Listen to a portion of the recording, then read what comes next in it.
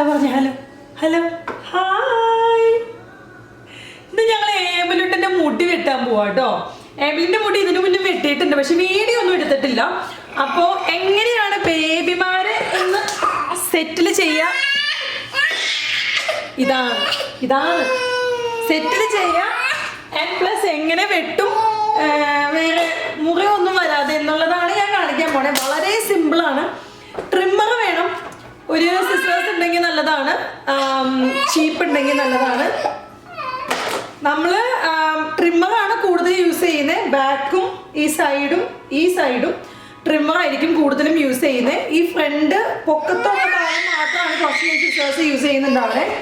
പക്ഷെ അതിനകത്തും കൂടുതൽ ഞാൻ സിസേഴ്സിനേക്കാളും കൂടുതൽ ചിലപ്പോൾ ഞാൻ ട്രിമ്മറായിരിക്കും യൂസ് ചെയ്യുന്നത്. ഡിപ്പെൻസ് അവനെങ്ങനെ ഇരിക്കുന്നത്, എത്ര സെറ്റിലാവുന്ന എന്നതിനനുസരിച്ചിരിക്കും.